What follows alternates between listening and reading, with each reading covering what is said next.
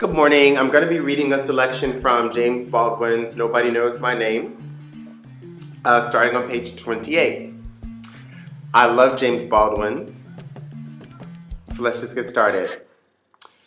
And yet, it became clear as the debate wore on that there was something which all black men held in common, something which cut across opposing points of view and placed in the same context their widely dissimilar experience. What they held in common was their precarious, their unutterably painful relation to the white world. What they held in common was the necessity to remake the world in their own image, to impose this image on the world, and no longer be controlled by the vision of the world and of themselves held by other people. What, in sum, black men held in common was their ache to come into the world as men. And this ache united people who might otherwise have been divided as to what a man should be. And so James Baldwin is talking here about a conference,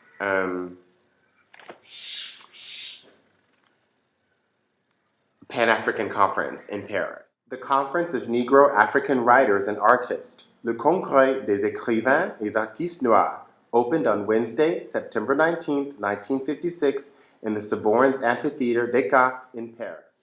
And so I continue.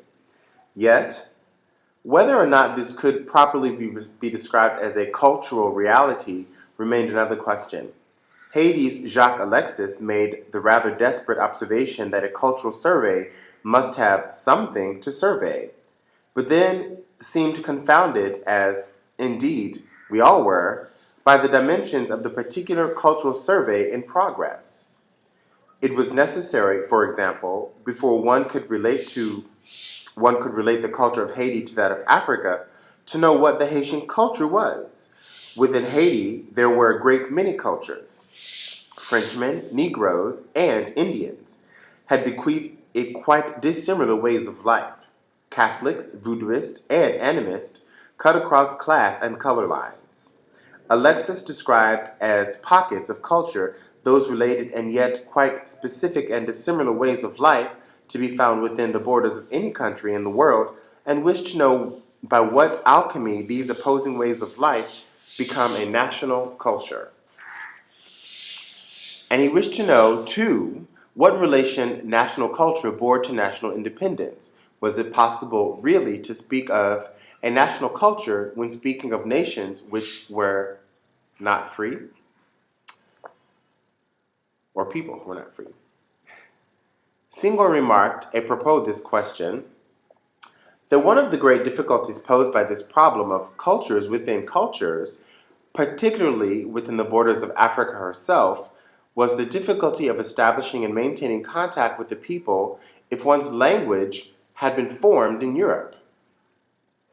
And he went on, somewhat later, to make the point that the heritage of the American Negro was an African heritage.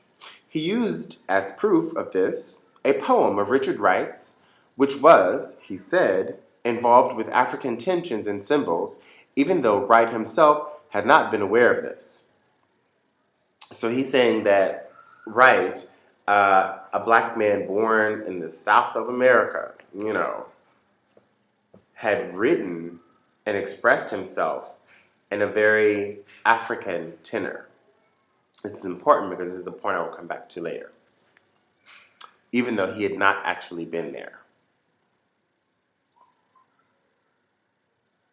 He suggested that the study of African sources might prove extremely illuminating for American Negroes. And as we know, this has continued since the time of James Baldwin's writings. I mean, we are all about Afrocentricity. For, he suggested, in the same way that white classics exist, classic here being taken to mean an enduring revelation and statement of a specific, peculiar cultural sensibility, black classics must also exist.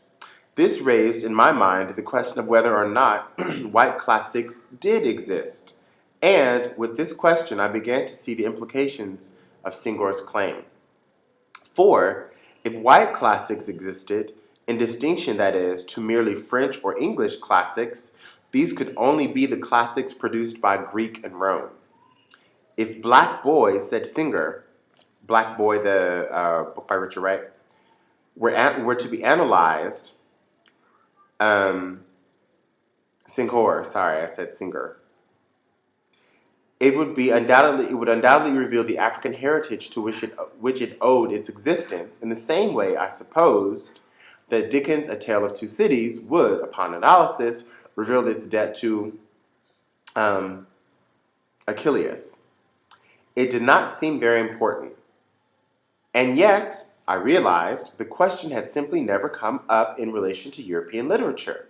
So he's saying that at this point they weren't questioning the classics, but I'm telling you, by this time, honey, we were like, what is, like, the stuff that I do was classic. I can do some classic stuff right now. I joke about it, but seriously, this was a different time, and I think that we do understand. I think there are more ways that African Americans do understand direct linkages between our modern cultural ways of expression and cultural expression in West Africa. It's not just that I'm sitting here, I'm literally a person, a product of these two cultures in question, but I'm also saying, as someone who's actually physically lived in those two places, oh my gosh, the oral tradition is one of the strongest traditions that I can see that we have. We have griots. As much as I can diss 50 Cent, he's a modern day griot. He's a storyteller. And he's almost classic in the sense that he doesn't dance much, but he's got serious flow. Now, I know that a lot of his pop stuff is pop, Candy Shop and all that stuff, but if you listen to Get Rich Die Trying, you'll see, a different story. And so just looking at that as one tradition, as one thread that follows us. I mean, and James Baldwin even talks about jazz, and that's one way he could see what Singer was talking about. I'm like, well, yeah, well, if you look at jazz, and of course, James Baldwin didn't get to see a great deal of hip-hop in his lifetime, but if you could see that very direct thread from bebop and jazz and many different kinds of jazz music that Miles Davis came up with directly to funk, literally, like if you listen to So What by Miles Davis and you listen to Cold Sweat by by James Brown, they literally have the same, they're working with the same so-called African tensions and symbols. And what that is it's the rhythm that's produced by the polyrhythmic beat. So it's not what the beat is, but it's that I have this beat, you have that beat. You can do it with your voice, you can do it with instruments that in Western music would be in the back, like horns, so you got Earth, Wind, and Fire, like drums, and they're producing beats, which we dance between the rhythms. And that's where James and the improv come in. And those are griots. And so I do see a lot more about what the tensions that James Baldwin seems to struggle with. Here, I also understand that at this time, these things weren't so clearly laid out. I mean, they were creating the Pan-Africanism that we, of course, now understand and in some ways can take for granted. So I enjoy this. I enjoy this book tremendously, and it's also helped me to point out what it is about being a so-called Black subject in the world and how we relate to claims of legitimacy versus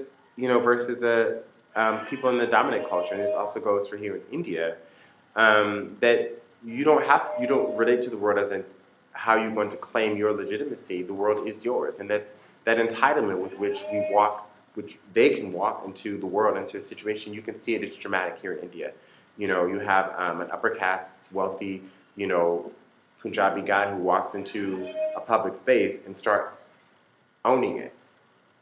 That's a kind of gender, race, through caste and class privilege that is enjoyed here in India. And you see the same kind of entitlement in America. So I love that he just talks about these questions of identity, which are really dense and too neat to be disentangled through sound bites. So you gotta read.